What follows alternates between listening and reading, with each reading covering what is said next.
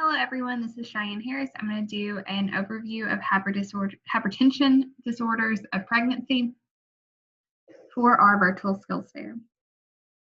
So hypertensive disorders in pregnancy, there's gestational hypertension, preeclampsia, eclampsia, chronic hypertension, and superimposed preeclampsia on chronic hypertension.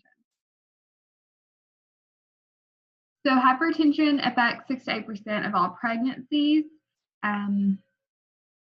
6% of all maternal deaths are related to hypertension. And then African American women are 3 times more likely to die from these disorders. Preeclampsia often affects nulliparous women, which means first pregnancy, they have not been pregnant before. Older women are more likely to have superimposed preeclampsia, and the risk of developing preeclampsia gets greater, almost doubles in patients over 40. Other risk factors are multifetal pregnancies, so your twins, your triplets, your quads, and more. Advanced maternal age, as I talked about. Obesity, of course. Chronic hypertension, of course. Diabetes, all of those things that go together.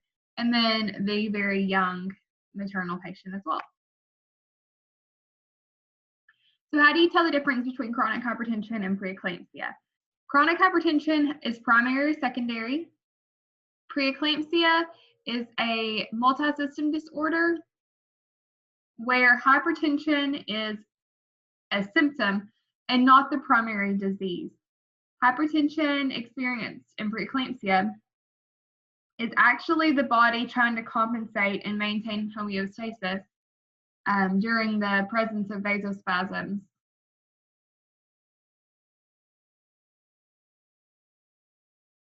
Gestational hypertension is another term that you will hear used. This is any new onset elevated blood pressure in pregnancy. This is diagnosed after the 20th week of pregnancy. So there's a big difference. If it was diagnosed before the 20th week of pregnancy or even pre-pregnancy, then it's considered chronic. And gestational hypertension does not have proteinuria. This is defined as a systolic of 140 or a diastolic of 90 on 2 occasions that are 6 hours apart. And these patients usually have a normal blood pressure within weeks of postpartum. Excuse me. Of course, we know chronic hypertension, again, an elevation of blood pressure 140/90, but this is when it occurs even before the patient was pregnant or before 20 weeks gestation, so that it's not attributable to the trophoblastic disease. Preeclampsia is specific to pregnancy and reduces organ perfusion from the vasospasms we spoke about and endothelial activation. So you have to have the 140 or 90 after 20 weeks, as well as protein in your urine. And proteinuria may be a late sign. It's not one of the telltale first signs in preeclampsia. When you get severe preeclampsia, you're looking at pressures of more like a systolic of greater than or equal to 110, diastolic greater than 160, diastolic greater than or equal to 110. A larger amount of protein in a 24-hour urine or on a dipstick. You start to see patients who have visual disturbances, frontal non-remitting headaches. They may have epigastric or right upper quadrant pain. Their babies will be less likely to grow, causing intrauterine growth restriction. Liver enzymes, your AST and ALT, will start to be elevated. Their urine output will decrease because their kidneys aren't perfusing. And then they can also have pulmonary edema and a shift in their blood count.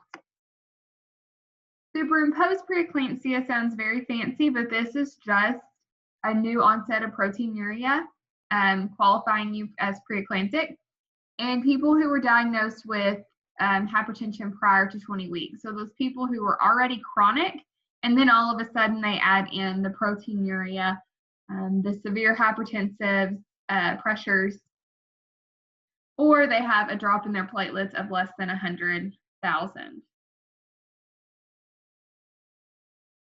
So it is possible to be chronic hypertensive and then also develop preeclampsia.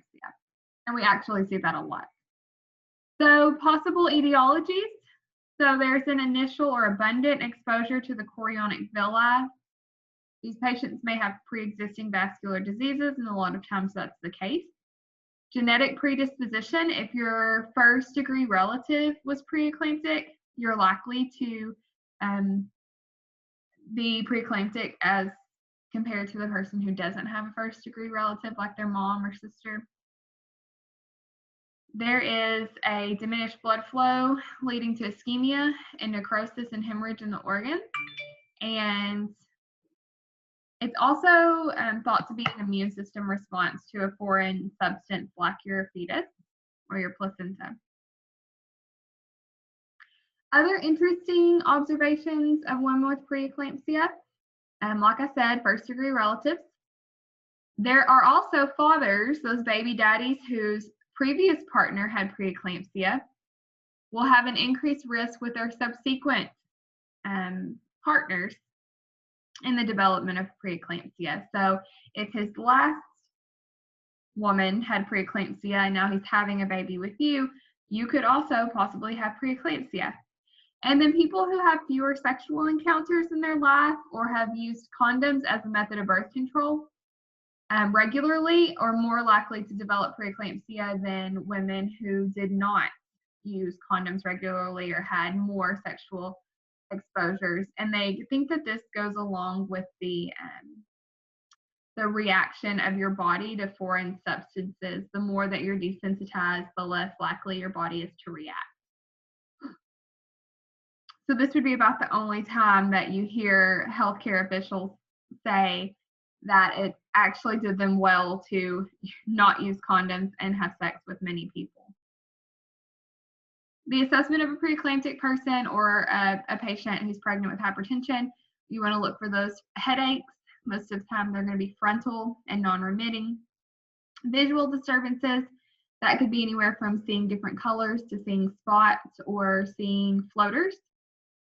Epigastric pain with severe nausea or vomiting, almost like when you would think that your patient is having a gallbladder type situation. Sudden weight gain and increased edema. These patients third space all over their body. You want to look at blood pressures, of course. You want to look at their deep tendon reflexes to see where they're at in their seizure threshold. Of course, check urine for proteinuria, look at edema, and then do a lab evaluation of all of those listed below. So I'm not going to go a lot into the labs because most of us know how the labs work, but you're more than welcome to read these. Looking at platelets, of course, if that drops, then that's indicative. You want to look at fibrinogen because of the anticoagulation status, especially with the platelets dropping. A CMP because it also adds in the kidney and liver and electrolyte balance. So treating these patients, there really is no treatment for preeclampsia. There is treatment for the hypertension. So our number one biggest goal is to prevent stroke. Like I said, it is not uncommon for maternal death to be related to cardiovascular disease. And it's the stroke that will kill you, the seizure won't. So we want to prevent stroke. Of course, we want to forestall convulsions if we can, and prevent intracranial damage and damage to other organs, and of course, deliver a healthy baby to a healthy and alive mother. Things that you may do for this patient is have them on bed rest, depending on the severity of their disease, control their hypertension with meds. This is done prenatally as well as intranatally when these, and postnatally as well, when these patients present in hospital, and we'll see our severe hypertensive protocol for that. Fetal surveillance, so we can see how their baby's doing and if their baby's struggling in respect to the changes going on in her body. Seizure prevention, and then lab monitoring. So of course, seizure prophylactics, we want to keep the environment quiet. We want to maximize perfusion, left lie, of these patients and give magnesium sulfate in the severe cases. So MAG works by slowing neuromuscular conduction and increasing the seizure threshold that we often see decrease with preeclamptic patients. It does have a transient effect on blood pressure, but it is not used as a blood pressure treatment. Keep that in mind. It is given IV. It can be given IM. We do a loading dose of 4 to 6 grams over 15 to 30 minutes. This should be administered with a separate piggyback. You should never administer the loading dose from a maintenance bag. 2 nurses should verify the pump settings, and the nurse should remain at the bedside during the infusion of the loading dose. The maintenance dose is usually 1 to 3 grams an hour, depending on what the provider wants. And they'll usually want to keep total fluid intake at 125, may even be less than that, depending on the provider's preference. So again, piggyback this into a mainline fluid. We usually use LR. This is never administered mainline. And there's just some more information there on magnesium sulfate. You want to make sure that during your loading dose, you are assessing the bullet point where there's INO, DTRs, level of consciousness, respirations. During the loading, that's every 5 minutes. And then once you get to the maintenance dose, those are hourly. You want strict INOs. I often recommend putting a urimeter on, especially if their urine output is low. Therapeutic levels of MAG are considered to be between 4 and 8, and greater than 9 is toxic. So you want to really make sure that you're watching the loss of DTRs with these patients. And a lot of times for our magnesium inductions, if they get an epidural, you can't assess DTRs in the lower extremities. So you need to start assessing their DTRs in their upper extremities, because their lower extremities should not have DTRs if they have an epidural, or a spinal for that matter. The reversal of toxicity is calcium gluconate. If you don't know where that's located, it's in the L&D ORs in a green and yellow box.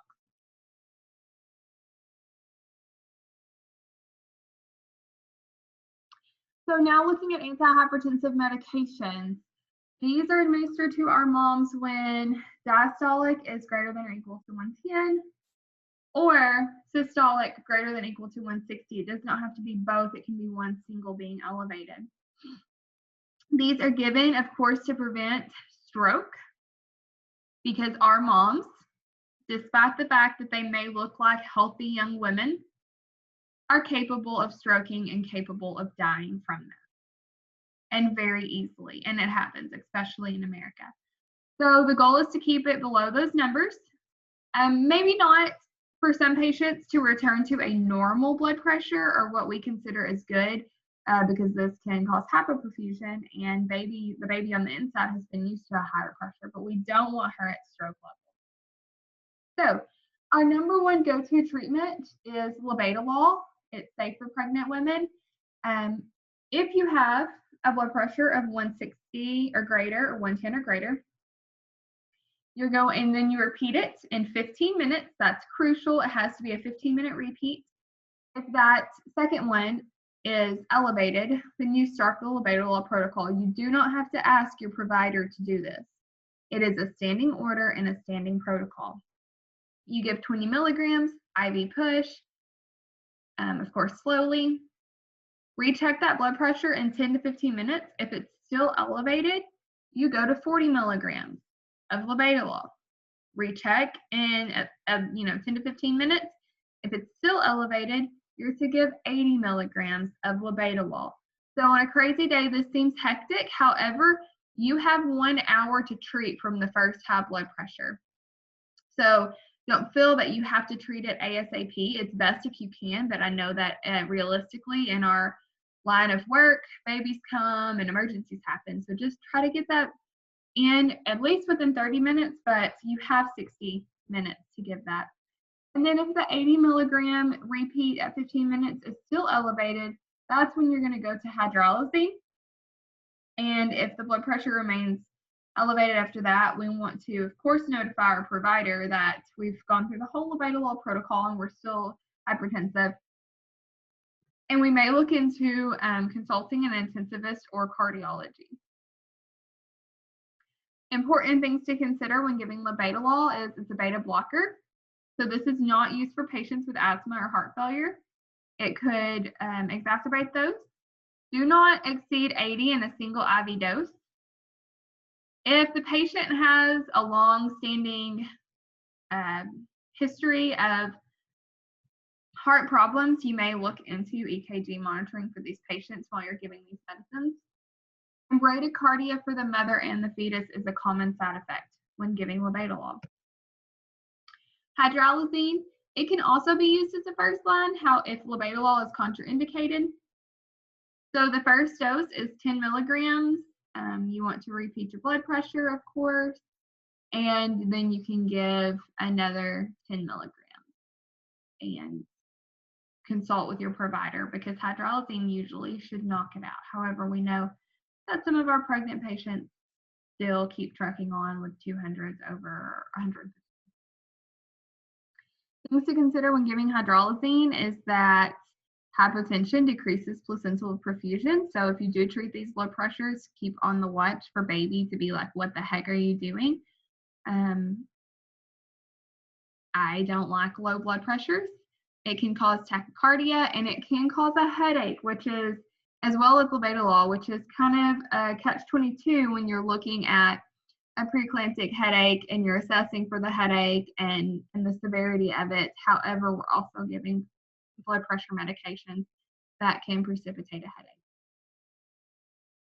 So procardia. So this is recently added as first-line hypertensive, especially if you're attempting IV access. So if you have that patient who is really preeclamptic and you can't get a line because you stick her and her veins are floating in the massive amounts of fluid that she's retained, you're waiting on anesthesia to come do a line for you, and you have those triggering pressures. This is also a standing order and you can give it. So this is given PO. The first dose is 10 milligrams orally. Then you repeat a blood pressure in 20 minutes, giving it a little bit longer because it is an oral dose. Then if the threshold's exceeded, you can move on to 20 milligrams PO, repeat the blood pressure in 20 minutes. If it's still exceeded, you can give another 20. Then after that amount of time, surely you should have your IV access and you can go to labetalol or hydralazine if you can't give labetalol to that patient. And you do want to consider consulting cardiology or an intensivist as well when you're giving all these medications, especially if they're not being effective. So eclampsia. So we can go from preeclamptic to eclamptic really quick. And sometimes we miss knowing that they're preeclamptic and they come in seizing. So you become eclamptic when you are having tonic-clonic seizures or in a coma. And this can be diagnosed or undiagnosed preeclampsia, honestly, if we haven't caught the preeclampsia yet. It's sudden. The seizures are self-limiting. You should rule out other causes, and this can occur antepartum, intrapartum, or postpartum, honestly. So this could be a patient who's gone home after having her baby 5 weeks out can come in seizing, and it's not related to a seizure disorder. It's related to her pregnancy. So most common seen in the last trimester. So usually the face will start twitching, then the entire body becomes rigid, their jaw will open and close violently. Sometimes they make shrill noises, and then gradually the movements become smaller and less frequent. There are no respirations because the diaphragm is fixed. Breathing resumes, and usually it's slow, and then she becomes tachypnic. They may have the post-ictal combativeness, confusion, and we should treat this because it's more likely to continue to happen and can lead into status epilepticus. The best treatment for preeclamptic seizures is a MAG IV push of 4 to 6 grams, or running in a piggyback if you don't have access to the MAG IV push. You can give Valium to these patients, and it will help. However, the best treatment for a preeclamptic seizure is the magnesium. Of course, you want to get an airway when you can. Put these patients on their side, pad the side rails. You do not need to worry about monitoring the baby during the seizure because it's not going to look good. Have suction and oxygen readily available. Go ahead and put 10 liters non-rebreather up to her face, but do not put the straps around her head because if she vomits and the mask is strapped to her head, she could then aspirate the vomit that's caught in that mask.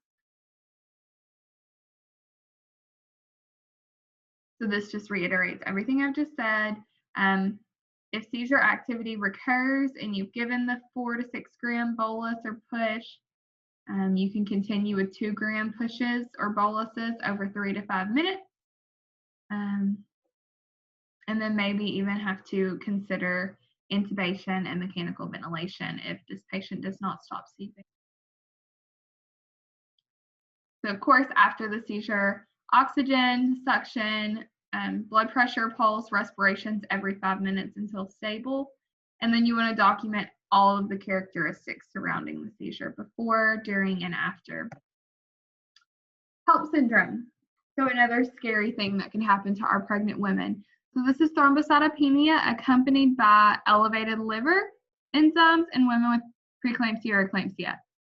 So hemolysis, elevated liver enzymes, low platelets is what spells HELP. Complications to this disease is placental abruption, which is the separation of the placenta causing large amounts of blood loss. Intrauterine growth restriction, intrauterine fetal demise, unfortunately. Pulmonary edema, of course, proteinuria leading to decreased renal blood flow and output. Vasospasms can cause hemorrhage in the liver, rupture and necrosis of some vital veins and organs, visual disturbances, retinal detachment, and usually a temporary blindness. And then if you do have the seizures, hypoxia, and cerebral hemorrhage or death, this would indicate that there's neurological involvement as well. So as a nurse, prompt recognition and interventions in a hypertensive crisis is vital. This is why we've had such a huge push for the hypertension protocol. And as Texas AIM continues to roll it out for the next year and a half, we will continue to see that and continue to improve our work in preventing and treating maternal hypertension. And of course, this is scary for the family as well, and something that we want to make sure that we're doing as we're doing our job is that we're reassuring the family and educating them on what's going on. All right, if you have any questions, please let me know, and thank you for watching.